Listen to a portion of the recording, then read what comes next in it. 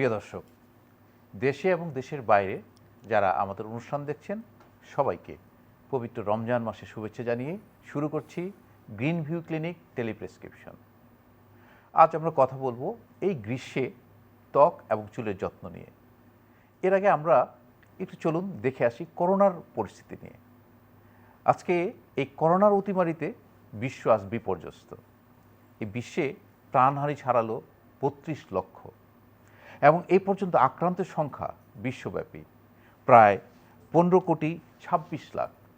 আমাদের বাংলাদেশেও কিন্তু দ্বিতীয় ওয়েভ চলছে করোনার। আমাদের সবাইকে সচেতন থাকতে হবে, সবাইকে স্বাস্থ্যবিধি মানতে হবে। শপিং মল খুলেছে, ঈদের মধ্যে যে শপিংয়ের যে একটা চলছে, যে ক্রেতা বিক্রেতাদের অস্বাভাবিক একটা আচরণ, এটা করা যাবে না। সবাইকে মাস্ক ব্যবহার করতে হবে, নিরাপদ যেটা সোশ্যাল ডিস্ট্যান্সিং বলা হচ্ছে ৩ ফিট অবশ্যই মানতে হবে এবং বারবার হাত ধুতে হবে। চলুন আমরা আজকের বিস্তারিত অনুষ্ঠানে যাই। এই বিষয়ে কথা বলার জন্য গ্রীষ্মে ত্বকের যত্ন এবং চুলের যত্ন আমাদের সাথে উপস্থিত আছেন ডক্টর জাহেদ পারভেজ। তিনি সহকারী অধ্যাপক, শহীদ সোহরাওয়ার্দী মেডিকেল কলেজ এবং হাসপাতাল। ডক্টর জাহেদ, আপনাকে স্বাগতম আমাদের স্টুডিও। ধন্যবাদ আপনাকে। আমরা জাহেদ যেমনটি বলছিলাম যে আমরা কিন্তু এই করোনার অতিমারিতে সবাই যেন একটা থমকে গেছে, বিশ্ব যেন থমকে গেছে। ভ্যাকসিনেশন চলছে, তারপরেও কিন্তু দ্বিতীয় ওয়েভটা যেন থামানো যাচ্ছে না। যদি আমরা পার্শ্ববর্তী দেশের দিকে তাকাই, সেখানে ভারতে কিন্তু গতকালকে রেকর্ড পরিমাণ রোগী শনাক্ত হয়েছে। ৪ লক্ষ রোগী একদিনে শনাক্ত হয়েছে এবং এই পর্যন্ত এখানে প্রায় রোগী পাওয়া গেছে ২ কোটি। তো ভারত আমাদের পার্শ্ববর্তী একটি দেশ, তো আমরাও কিন্তু একটা আতঙ্কের মধ্যে রয়েছি। তো এই বিষয়ে আপনার পরামর্শ কি, যে আমরা এই করোনা অতিমারিতে এই মুহূর্তে আমাদের কী করা উচিত? জি, ধন্যবাদ আপনাকে।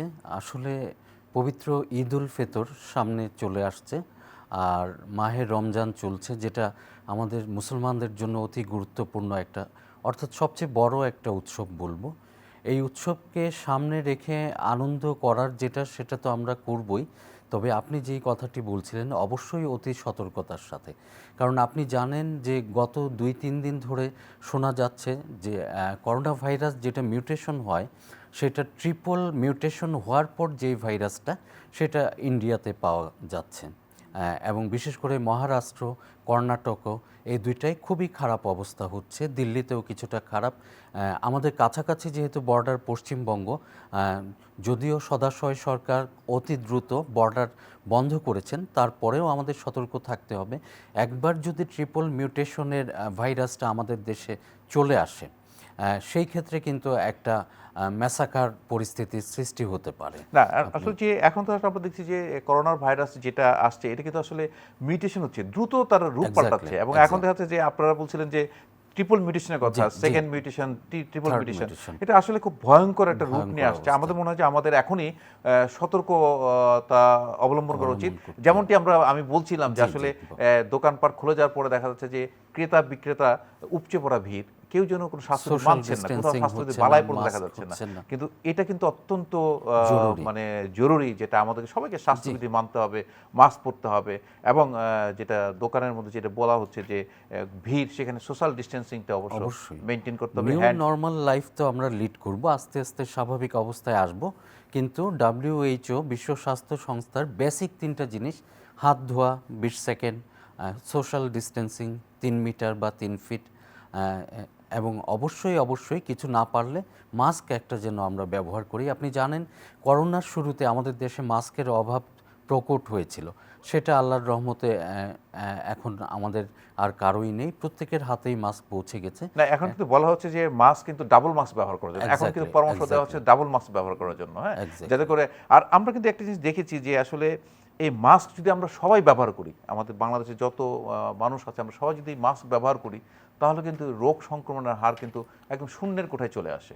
কারণ হলো যে রোগী আছে সে ছড়াতে পারছে না, আর যে সুস্থ মানুষ আছে সেও কিন্তু নিতে পারছে না মাস্কের কারণে। সেটার জ্বলন্ত উদাহরণ বলবো ভিয়েতনাম। যেমন আমেরিকার সাথে যুদ্ধের পর তারা গ্যাসের ভয়ে মাস্ক ব্যবহার শুরু করে এবং সেইটা কিন্তু তাদের দৈনন্দিন প্র্যাকটিস, ডেইলি লাইফে প্র্যাকটিস হয়ে গেছে। আপনি দেখেন চীন থেকে শুরু হলো, আশপাশের দেশগুলা অনেকটাই ছড়িয়ে পড়লো, কিন্তু ভিয়েতনাম সেফেস্ট কান্ট্রি হিসাবে, করোনা ভাইরাস মুক্ত একটা দেশ হিসাবে চিহ্নিত। মানে আগে থেকে যেহেতু তার মাস্ক পরার মাস্ক একটা ব্যবহার অভ্যাস ছিল করছে, সেই জন্য। জি, তো সেটার আমাদের একটা কিন্তু উদাহরণ আমরাও দিলাম। কিন্তু যদি আমরা টিভি খুলি বা নিউজে আমরা দেখি যে যখন মানে টিভি ক্যামেরাম্যান হাজির হয় তখন বলছে মাস্ক পরছে, কেউ মাস্ক গলা নিচে ঝুলে রাখেছে, সে উঠাচ্ছে। আসলে এটা কিন্তু আমাদের মানে সচেতনতা খুব জরুরি। আমাদের সবাইকে কিন্তু মাস্ক সঠিক নিয়মে সঠিকভাবে আমাদেরকে পড়তে হবে। এটাই কিন্তু করোনা মুক্তির আমার আমার মনে করি আপাতত একমাত্র উপায়। আর ভ্যাকসিনেশন যেটা আছে সেটা তো ভ্যাকসিনেশন প্রোগ্রাম চলছে, জি। এবং আপনারা জানেন যে আপনি জেনে আনন্দিত হবেন যে স্পুটনিক ভি রাশিয়ার ভ্যাকসিন এবং চীনের যে ভ্যাকসিন সেটাও কিন্তু আমাদের দেশে আসছে, খুব দ্রুততার সাথে আসবে। এবং ইভেন আমাদের দেশে যে মাল্টিন্যাশনাল, আমাদের দেশে যে ওষুধ কোম্পানিগুলো আছে জি। তারাও কিন্তু এই ভ্যাকসিন তৈরির জন্য প্রস্তুতি শুরু করেছেন। তো এটা অত্যন্ত আশার আলো। আর আমরা আজকে যে বিষয়ে আপনার সাথে কথা বলতে চাচ্ছিলাম যে গ্রীষ্মে, যে গরমকালে অনেক ঘামছে, শরীর ঘামছে, সেই সময় ত্বকের কি যত্ন আমাদের নেওয়া উচিত? গ্রীষ্মে আমি বলবো যে ত্বকের অনেক ধরনের সংক্রমণই অনেকটাই বেড়ে যায়। তার পাশাপাশি আছে, যেহেতু একটা লকডাউন পরিস্থিতির মধ্যে আমরা আছি, স্বাভাবিক যেই লাইফস্টাইলটা সেটা আমরা অনেকেই মেনটেন করতে পারছি না। তো গ্রীষ্মে বিভিন্ন ধরনের ত্বকের রোগের মধ্যে যেটা আমরা বলবো স্ক্যাবিস বা পাঁচড়া, যেটা সেটা খুব প্রকট হয়ে দেখা দিচ্ছে। এছাড়া সেবোরিক ডার্মাটাইটিস, ঘামের গ্ল্যান্ড থেকে হাইপার অ্যাক্টিভিটির কারণে কিছু জীবাণু মিশ্রণের কারণে এক ধরনের ইচিং বা চুলকানি শরীরে হয়, এবং সেটা এতটাই তীব্র হয় যে রোগী সারা রাত ঘুমাতে পারে না। মাথার ত্বকে হতে পারে, ফেসে হতে পারে, কারো কারো দাড়িতে বা চেস্টের যেসব জায়গায় লোম আছে সেখানে হতে পারে। এছাড়া একটু স্পেশাল যত্ন এই কারণেই নেওয়া দরকার। গ্রীষ্মে যেমন অতিরিক্ত ঘামের কারণে পানি শূন্যতা তৈরি হয়।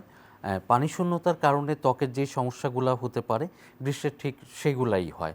হাইপার সেন্সিটিভ স্কিনের অনেক ক্ষতিগ্রস্ত অবস্থা তৈরি হয়। পাশাপাশি এই গ্রীষ্মে অবশ্যই আমাদের প্রচুর পরিমাণে পানি খেতে হবে।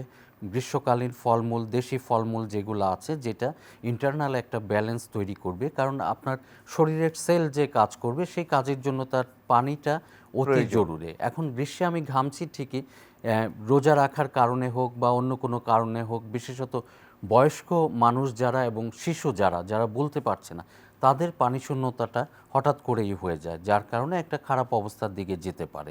না, সেক্ষেত্রে তো আপনি এই গ্রীষ্মের আমরা বলবো যে বারবার পানি খাওয়ার তো একটাই থাকে। এক্স্যাক্টলি। তারপরে এই সময়টা যেহেতু যদি লবণ পানি বের হয়ে যায় শরীর থেকে, আমরা একটু খাবার স্যালাইন খাওয়ার জন্য যদি প্রয়োজন হয় অবশ্যই অবশ্যই, আমরা পরামর্শ যেহেতু দিতে পারি। রমজান, ইফতারির পর থেকে যতটা পারা যায় পানি খেতে মানে হবে। পানীয়টা পান করা উচিত। শক্ত খাবারের পাশাপাশি শক্ত খাবারটা একটু কম খেলেও পানিটা যেন শরীরে থাকে। জি। আর আপনি যেটা বলছিলেন যে এই সময় ত্বকের মধ্যে যে স্ক্যাবিস, বা আপনি বলছিলেন যে অনেক সময় একজিমা বা অনেক সময় সেবোরিক ডার্মাটাইটিস হতে পারে। তো এই এই এই সময়টাতে কি করলে আমরা এই রোগগুলো হবে না? আমাদের ত্বককে কিভাবে আমরা সাজিয়ে রাখলে বা কি কি উপায়ে আমরা এতে প্রিভেন্ট করতে পারি এই রোগগুলো? আমরা জানি পরিষ্কার পরিচ্ছন্নতা ইমানের অঙ্গ। আমাদের দেশ যেহেতু একটু ডাস্টি, আমরা বলবো যে একটু ডার্ক, ধূলিকণা বেশি, যার কারণে গরমের যেই সোয়েটিংটা হয়, সোয়েটিংয়ের সাথে ধুলাবালি মিশিয়ে ত্বকের উপর এক ধরনের প্রলেপের সৃষ্টি করে। এটা থেকে অনেক ধরনের স্কিন ডিজিজ, অ্যালার্জি হতে পারে, যার কারণে আমরা তো সবসময় মুখটা পরিষ্কার করি।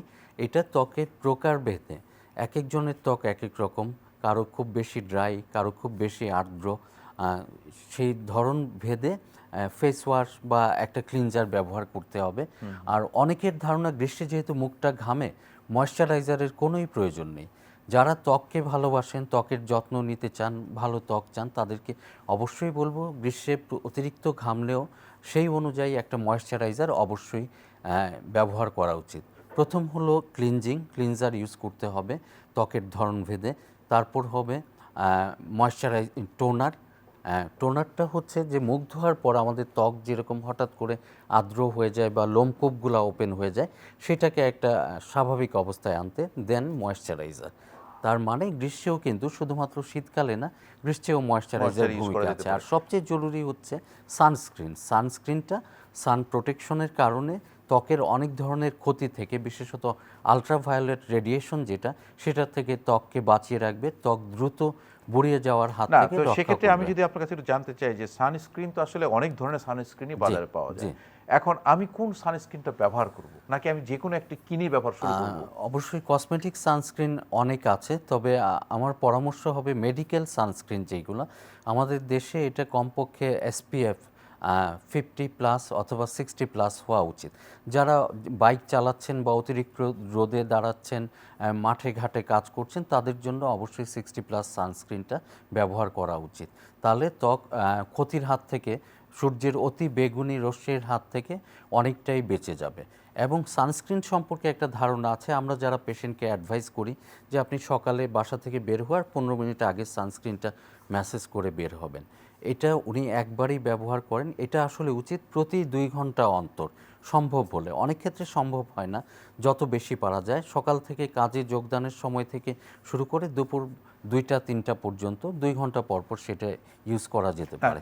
সেক্ষেত্রে যারা রোদে থাকবে বা রোদে যারা বাইরে জি, কাজ করবে, আউটডোর যারা এক্সপোজার যারা বেশি, ধরেন ইনডোরে অফিসিয়াল জব করছে, তাদের তো তাদের ক্ষেত্রেও সানস্ক্রিনটা ব্যবহার করা উচিত। এটা যেমন একটা ময়েশ্চারাইজার ইফেক্টও দিবে।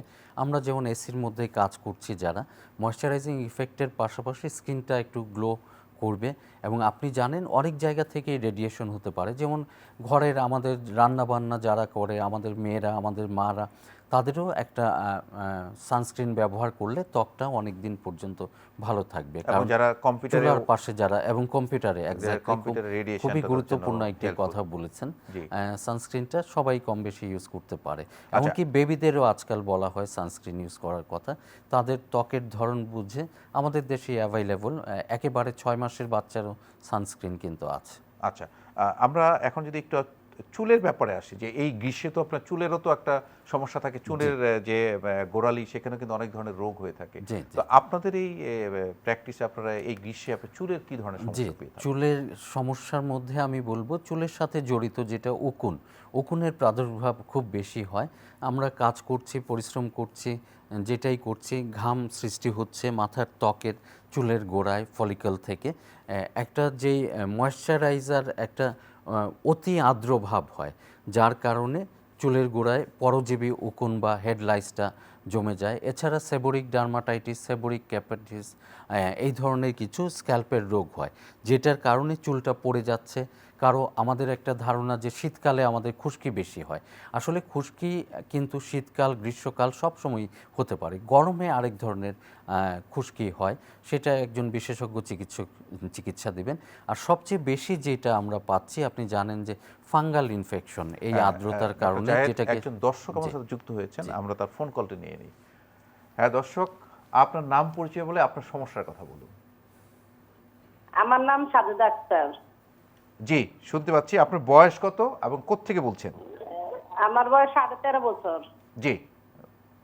আমার চোখের নিচে হঠাৎ করে একটু সাদা হয়ে উঠছে আর কি।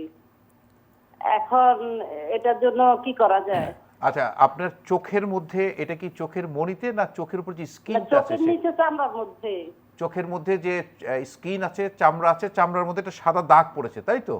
জি, চোখের নিচে চোখের পাতার নিচে আর কি। পাতার নিচে, জি চামড়ার মধ্যে। জি।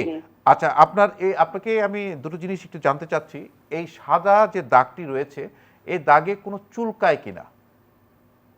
জি, বুঝি নাই। আপনি এখানে কোনো চুলকায় কিনা, দাগের মধ্যে চুলকায় কিনা? জি না, চুলকায় না। চুলকায় না। আর এই জায়গাটা কি আপনি ব্যথা অনুভব করেন? এই জায়গায় মানে জায়গায় সেন্সেশন আছে কিনা? না, এমনি কোনো ব্যথা নাই। এমনি ধরলে মানে ইয়েতে একটু ইয়ে আছে আর কি, একটু কুচকানো ভাব আছে।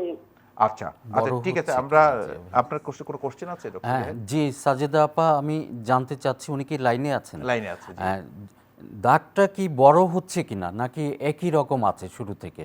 সাইজটা কি বড় হচ্ছে কিনা, সাদা যে দাগটার জি কথা? জি জি, একটু বড় হচ্ছে। একটু বড় আচ্ছা, হচ্ছে। ডাক্তার জাহেদ, আপনি নিশ্চয়ই বুঝতে পেরেছেন যে ওনার চোখের নিচে চামড়ার মধ্যে সাদা দাগ আছে, যেটা ওনার চুলকায় না, এবং এটা আস্তে আস্তে বড় হচ্ছে। জি জি, আপনি, আমাদের সময় অত্যন্ত সংক্ষিপ্ত, আপনি যদি একটু বলেন। ধন্যবাদ জিয়া ভাই।